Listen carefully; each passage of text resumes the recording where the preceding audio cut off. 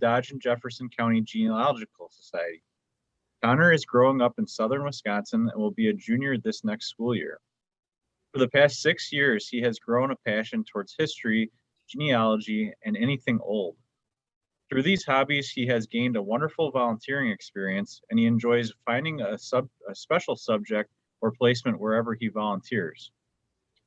Helen became interested in genealogy as a teenager and became involved with the DJCGS in 2007. She has helped with several projects there involving digitizing starting back in 2010, and especially with cataloging their books from a cataloging software program in the 1980s to how it is done today. Finally, Lila is a retired great-grandma who enjoys family, genealogy, crafts, travel, and collecting Wizard of Oz memorabilia. She started attending genealogical seminars in the early 1990s and got hooked on it. In 2012, she became an active member of the society and continued to volunteer and acquire more duties as the time passed and the needs arose. This conversation among the three panelists is meant to be informal and engaging. So please, if you have any questions, drop your questions in the chat as you think of them. We'll moderate questions as they fit in throughout the session. Connor, Helen, Lila, take it away. Thanks, Chris. So I'm going to go first, and mine is titled Genealogy and Me. Next slide. Yeah. So my beginnings. I began researching my family history around the age of 10 with help from my grandparents and father. My goals were to connect with my mother's past and learn things I didn't already know about my family history. After connecting with cousins and working with my grandfather, I was told of a place where he was a member where research could be done on my family, and it was called the Dodge Jefferson County's Genealogical Society, and the rest is history. What I have done at the DJCGS. I have worked with and helped many visitors here at the library, whether it was on the computer or with our hands-on materials and records. I've done a lot of organizing, cleaning, and decorating around the library. I've also done many various projects such as clippings work, cataloging, and managing our donations. Next. So a project that I kind of take on in particular is our Lost and Found photo program. The particular project that has lots of digital connections is indeed our Lost and Found photo program. To start, we gather photos and or receive them from the public. We then give them a number and scan them, as well as sorting them if they are named or unknown. And then the last step, which is my favorite part, is to post them to social media and our society's publications in hopes of identifying and returning them. I'd say I'd have returned at least 20 photos since COVID-19. Next slide. Okay, so this is an example of our inventory for the photos. So they're all in binders and in archival sleeves.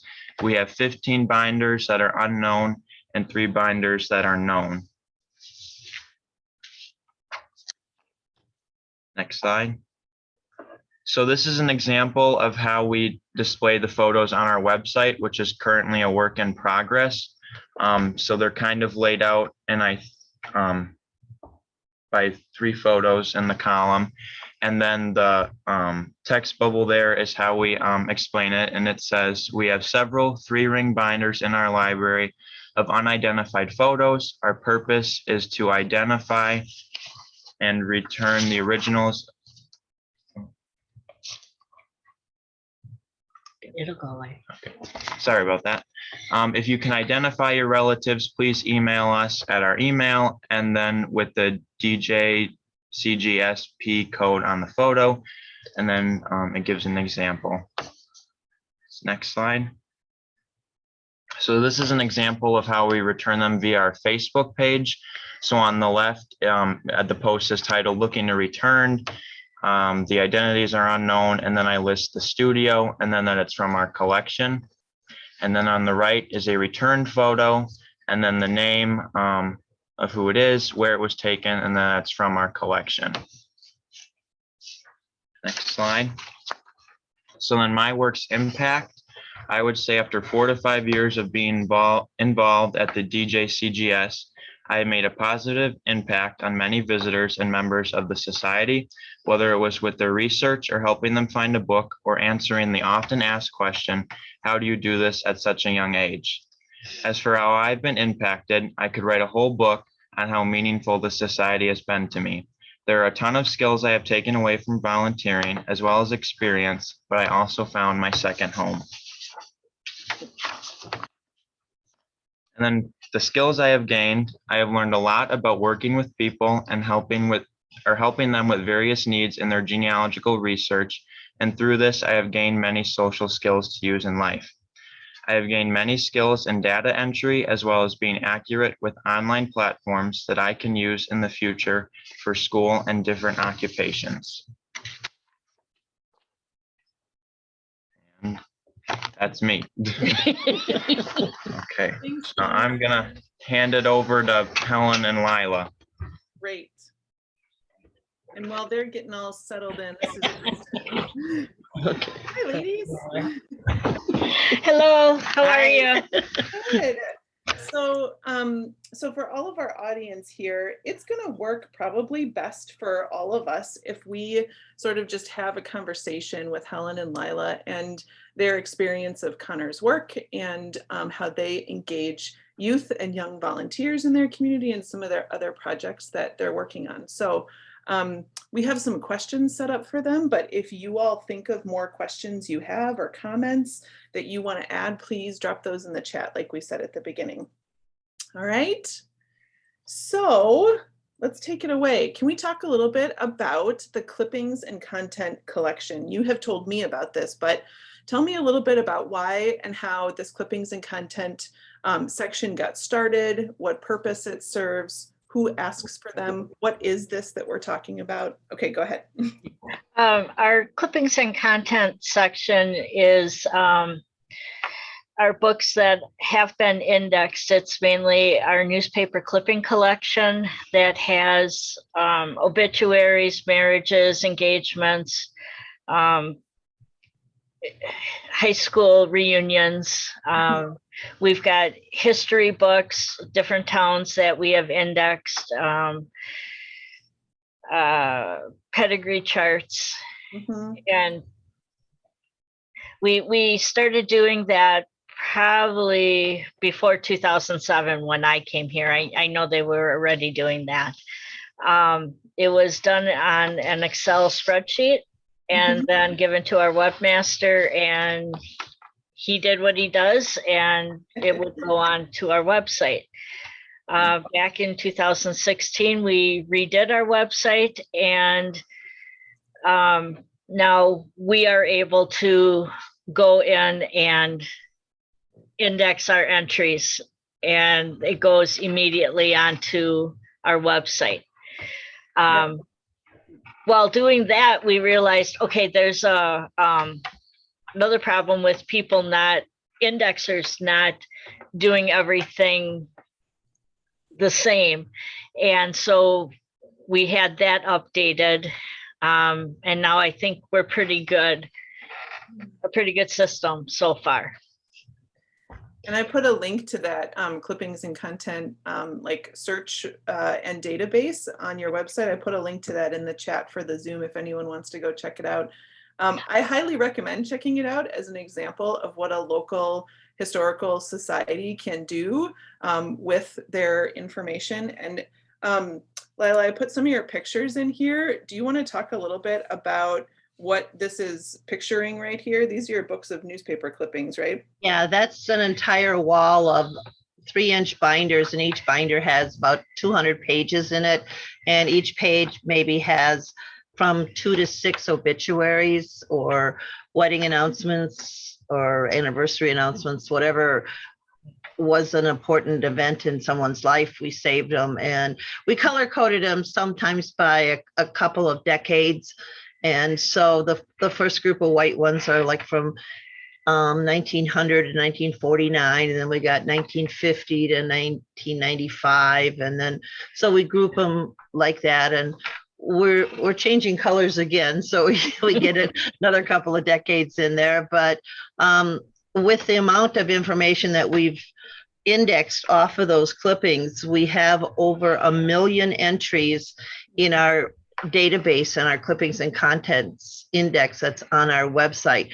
We don't put the actual clippings online because we're small and we're not funded by anybody. So the copies and sales are our income, but we do have indexes to let you know who the people are in the article and what date and what event happened. And so that way you can know that you're getting the right clipping. And that's all done manually by volunteers, right? Like a volunteer will read an obituary, write down and index every name that's mentioned in the obituary, or just the name of the person? We've tried to streamline it to make it more efficient. We try to do the person that passed away, and say if it's a man that passed away, we'll list him, we'll list his wife and his wife's maiden name. So there'll be 3 different entries for that obituary in the index, which is in alphabetical order. So you'll get her maiden name, and you can find death of a spouse and her married name and his name. Okay. And who uses those clippings? Like, what kind of use do you get off of them? What kinds of questions do people ask that leads them to the clippings, that kind of thing? People come in, searching a name, a surname. And so we then go right away to our clipping and content section, and we can pull up all the entries that relate to that person's name. And then we can go to those books and see if that's the person that they're looking for or not. Okay. So, and that's one thing we suggest if someone is coming to our library, to save a lot of time, is to do this research ahead of time. Go to our website, and you can print off, copy and paste, or print off all the names, bring it here, and we will show you how to find what you need. Yep. And just as a reminder for everybody, or if you don't know it, this is an all volunteer organization that's only open to the public like a few days a week. So, so it's pretty impressive. We've got a couple of questions for you in the chat. And one of them, I think I've asked you before, and you may not know the answer to this, which is, which WordPress plugin on your website are you using for this, or was it custom programmed? And I think the answer to that is that your web person knows that answer. Yes. Yeah, it was custom programmed. Okay. Yeah, for that. Yep. And then one of the other questions we got was, are each of the binders like a scrapbook with assorted topics, or are they by topics, obits, weddings, etc.? Kind of a scrapbook feel. We paste them onto 8.5 by 11 size paper and put them in plastic sleeves, and then the indexer can take it from there. Okay. Okay. One other quick thing. Yeah. Our clippings and content, we are looking for a new name for that for on our website, kind of to streamline it a little bit. So if anyone would have any suggestions, we would love to hear that, please. Crowdsourcing the name for your clippings. That's a great idea. Well, the clippings and content index is not just the newspaper clippings. We also have pedigree charts. We have some yearbooks. We have some family histories. Just about anything that a volunteer could index, we have contained in there. We did not do the church records, the ledgers, because they ask us not to, but we can tell you what church records we have, and then you can come and look at the books. You can know the churches by title. Very cool. If anybody's got any suggestions, that's a great question. Yep. All right, let's talk a little bit about something that you both told me about when I visited with you, the activity with St. Mark's Young Pioneer Girls Group and some other school and community groups, if you've done this with them. Like, tell us about the activity that you did with this group. And I've got some pictures here too while you talk about it.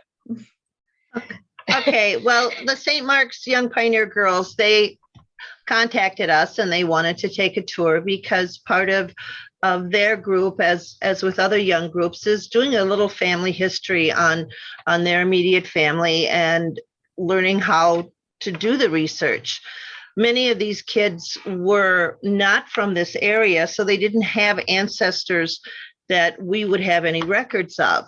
But we still tried to make it enjoyable for them. We did, as you could see, had a very large group, which we didn't quite expect, but we made the best of it. And we gave them a little bit of a challenge.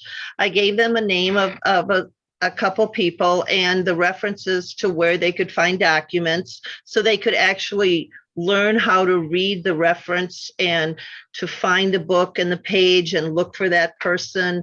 And so that some of the kids that were a little older did enjoy that. We did have some kids that couldn't read, so that was kind of a bit of a challenge, but they went along and they, as long as they could copy, they didn't care.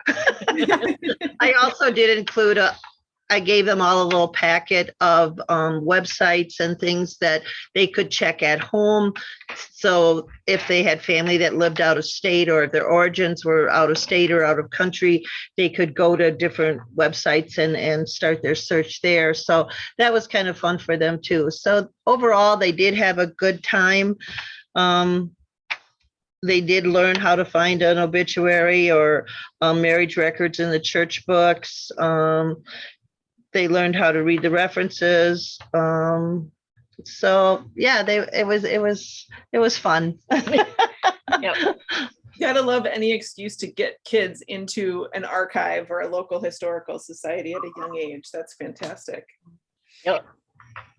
And you talked to me about, you have volunteers who come in who just, who are parents or grandparents who bring their kids or their grandkids with them and just come along and do their volunteer work with them. Yeah, we did have one grandfather brought his two granddaughters along, and we had a few simple tasks that they could do, like paper shredding and cutting up obituaries to be cut and pasted in books. And so they really enjoy it. Now they're helping us. We got a donation of a lot of books, and we're either going to sell them or donate them to other societies. So we're measuring them for shipping to see how much they weigh and how big of an envelope we need. So they're busy with the ruler and the little scale, writing all the information down so we can index with them. But one is 11 and one is 8, and they're so much fun to be around, and they just are never tired. Candy bars. Yeah. We bribe That's one of my next questions is, we're going to talk a little bit about Connor and his work and his presence there in your organization. And when I asked you this question before, what has he taught the other volunteers about working with young people? You said to feed them. Yes. So there we go, everybody. There's your trick for getting young people into your archive, is feed them. Well, most of us are grandmothers here, so we kind of know how to get our grandkids motivated to do something. It's like, yeah, you're going to get a treat when you're done. So it works here too. Can you talk a little bit about Connor's work from your perspective and how his presence has impacted you and your volunteers in your organization?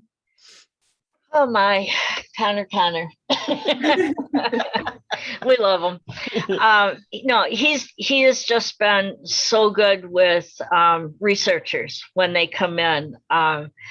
Because he's so young, he's not afraid to touch the computer and go to different websites and help them to find things that they probably wouldn't think to do, like family search and obviously ancestry. I know he's just been real good with, like he said, the photos, with returning them. He created that Facebook page all on his own, and he's just been fantastic at it. Like I said, he's returned a lot of photos where prior to that, we weren't returning anything. So he just did an excellent job that way. Tell everybody about the Genealogy Club. Oh, yes. We should probably have him scoot back in. Turn over. Or here, there. Yeah, he started a genealogy club at his school, at his middle school.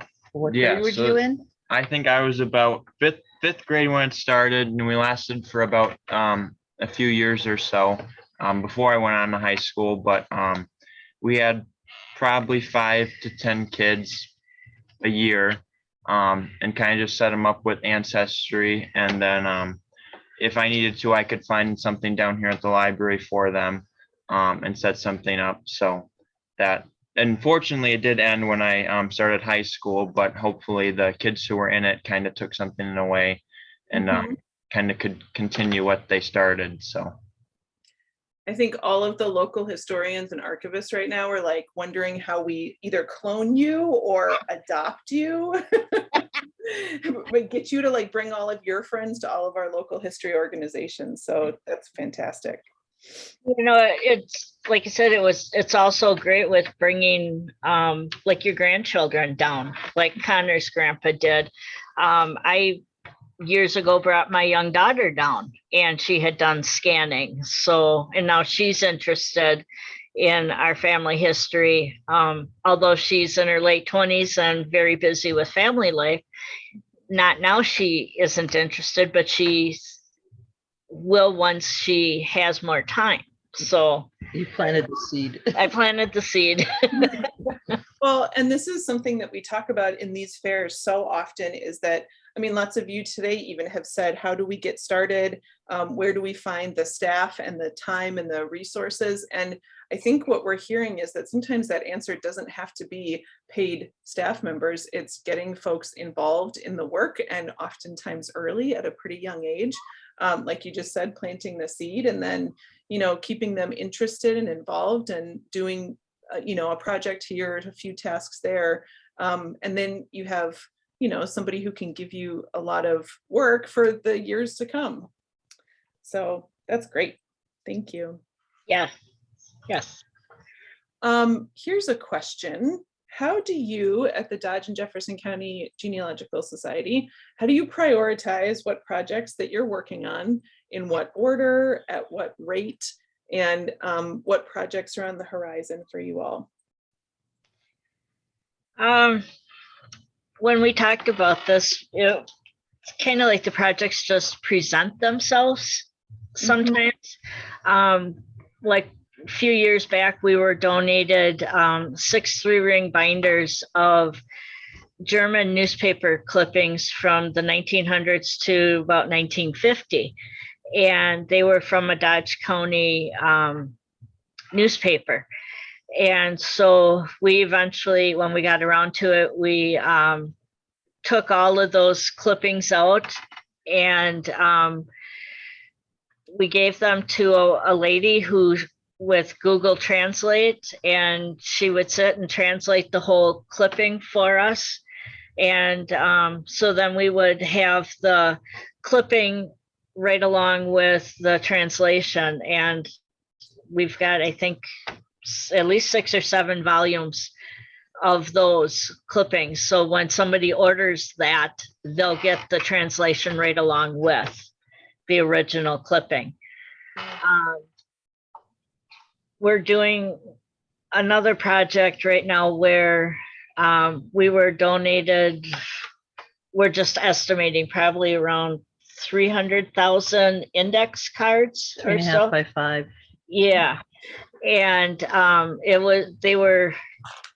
it's information that a woman kept track of family members in Jefferson County.